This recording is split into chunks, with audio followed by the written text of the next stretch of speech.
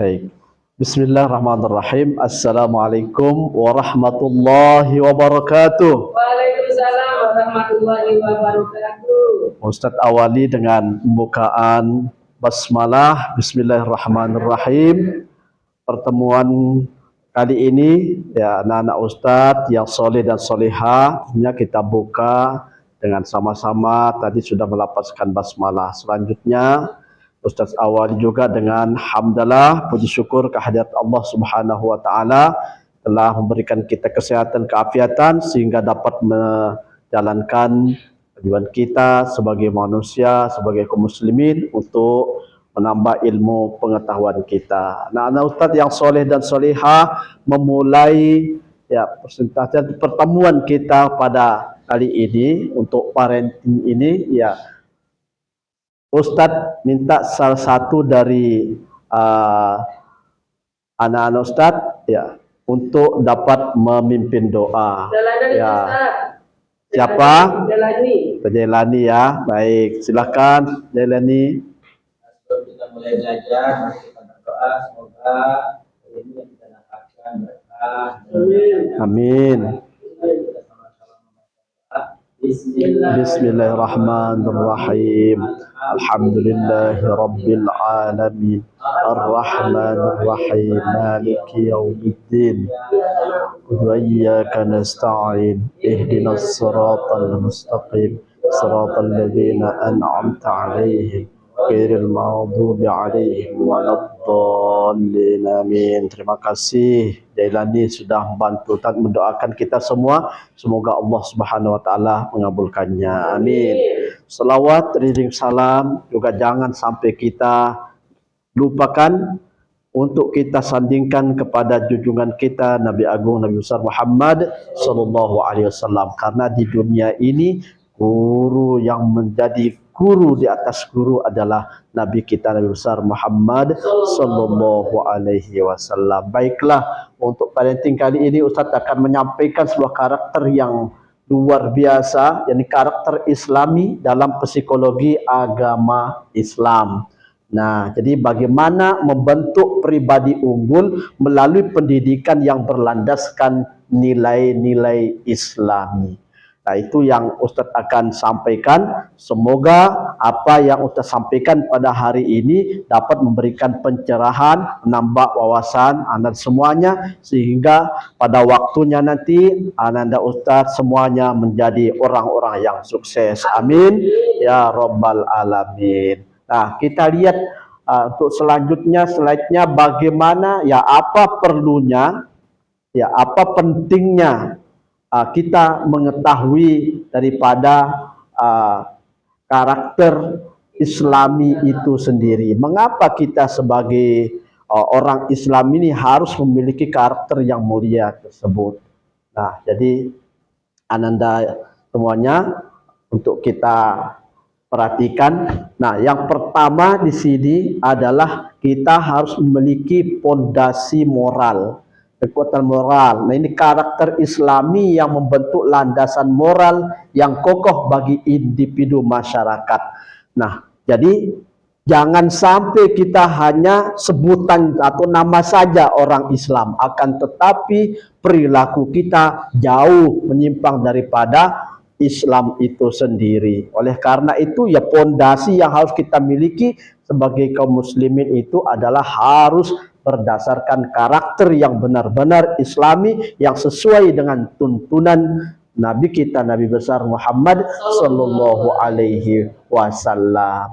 Kemudian ada juga kesejahteraan spiritual, membawa kedamaian yang dapat dirasakan oleh batin dan kebahagiaan sejati melalui ketaatan kita kepada Allah Subhanahu wa taala. Jadi dengan karakter kita yang baik, ayo ada nggak anak-anak Ustadz yang bisa membantu Ustadz apa yang kita dapat dari manfaat kita memiliki karakter yang baik itu?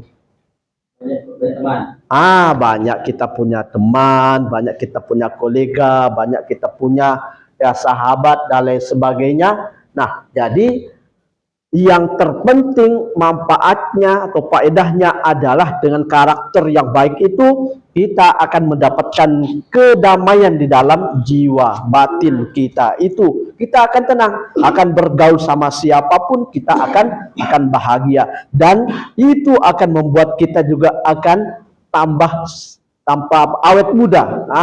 Karena batinnya ini ya dijaga terus oleh Allah Subhanahu wa taala, diberikan kedamaian karena menjaga dan membentuk dirinya dari sejak dini menjadi Islam, manusia atau muslim yang berkarakter Islami. Nah, itu kesejahteraan spiritualnya. Kemudian untuk harmoni sosialnya, menciptakan lingkungan yang adil, penuh kasih sayang dan saling menghormati antar sesama. Nah, ini untuk hubungan secara universal lebih umum lagi. Nah, dampaknya itu tentunya akan memberikan rasa kedamaian dan bisa menghargai juga setiap individu, dan itu akan membuat setiap apa yang kita lakukan itu akan mencerminkan daripada karakter Islami itu sendiri. Nah, jadi contoh, misalkan kita mau makan, mau minum, ya tentunya kita harus mencontoh daripada siapa? Ya Nabi kita. Bagaimana cara Nabi kita minum, bagaimana cara Nabi kita makan, tidur, dan lain sebagainya. Sehingga ya pantaslah kita ini menjadi muslim sejati karena kita memiliki karakter yang sesuai dengan apa yang dituntun oleh baginda Rasulullah Shallallahu Alaihi Wasallam. Nah, itu jawaban daripada mengapa kita harus memiliki karakter Islami itu sendiri. Nah, sekarang untuk menguatkan itu, yang menjadi landasannya, landasan hukumnya, yaitu dari Al-Quran dan hadis dalam pembentukan karakter itu. Al-Quran dan hadis merupakan sumber utama di dalam ajaran Islam. Nah, jadi untuk apa Al-Quran dan hadis ini? Ya, kita jadikan sebagai pedoman yang lengkap dalam membentuk karakter Islami, seperti nilai-nilai kejujuran, amanah, sabar, kemudian syukur, dan senantiasa ditekankan dalam setiap ajarannya. Nah, sesungguhnya aku diutus untuk menyempurnakan akhlak. Innama bu'istu liutammima makarimal akhlak. Ini sesuai hadis yang diriwayatkan oleh Imam Bukhari. Jadi aku ini aku diutus, kata baginda Rasul dalam hadisnya, bahwa sebagai orang yang menyempurnakan akhlak, kedudukan akhlak. Oleh karena itu, ya syukur kita Allah Subhanahu wa taala diutus diutus orang nabi yang bernama Muhammad sallallahu alaihi wasallam, sehingga beliau berhasil mengajarkan dan mengubah perilaku atau karakter yang dulunya karakter jahiliyah menjadi karakter yang sehingga sekarang ini penuh dengan peradaban Islam. Ya, jadi kita harapkan maka anak-anak Ustadz semuanya harus banyak belajar bagaimana sirah Nabi kita supaya betul-betul menjadikan kita atau membentuk kita menjadi karakter yang Islami. Nah, kemudian dimensi karakter Islami yang unggul, jadi kasusnya di sini ada sebagaimana teladan yang dicontohkan oleh Nabi kita. Ustadz akan memberikan di sini ada 4 yang sangat terkenal bagaimana watak beliau. Yang pertama adalah siddiq. Siddiq artinya jujur, baik tindakan, ucapan, jujur di mana saja. Makanya Nabi kita itu ya sangat-sangat dicintai oleh siapapun yang berjumpa dengan beliau karena kejujurannya itu. Beliau dititipin misalnya kambing dan lain sebagainya, itu ya dia waktu berangkat sebelum dikembala misalnya ada 100, baliknya pun seperti itu. Nah, jadi itulah kejujuran. Demikian juga yang lain-lainnya. Kemudian yang kedua itu amanah. Terpercaya artinya, dan ya ada istilah lain juga, beliau dipanggil panggilan yang lainnya Al-Amin. Kelar beliau kan itu karena beliau itu sangat-sangat dipercaya, bisa juga dipercaya. Itulah Nabi kita wataknya. Ya, yang perlu kita contoh ini yang keempat ini. Kemudian yang ketiga fatonah. Beliau cerdas.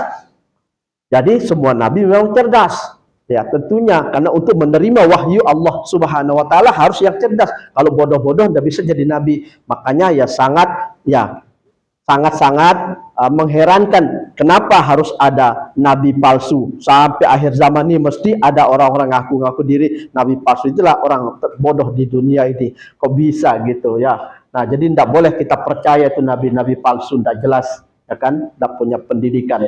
Nah, jadi patronah kita harus cerdas sebagai umat Nabi. Kita harus cerdas bahwa Nabi kita mengajarkan kita bahwa beliau adalah Nabi akhir zaman. Beliau adalah Nabi penutup. Jadi setelah beliau tidak ada yang boleh menganggap dirinya Nabi, walaupun gimana pun pinternya, saktinya, mandraguna dan sebagainya, berapapun istrinya, mungkin satu losin misalnya. Yang keempat adalah sifat tablik, menyampaikan. Beliau tidak ada menyembunyikan, oh hukum ini, beliau ingin masuk surga sendiri, tidak. Tapi beliau itu menyampaikannya, baligu anni walau ayat, itu beliau disampaikan dariku walaupun satu ayat. Jadi beliau betul-betul menyampaikan apapun itu. Nah, inilah secara garis besarnya karakter Islami itu sendiri yang harus kita teladani, sehingga ya dampaknya adalah kehidupan kita akan senantiasa dilindungi oleh Allah Subhanahu wa taala dan akan dibimbing menuju ke arah kesuksesan.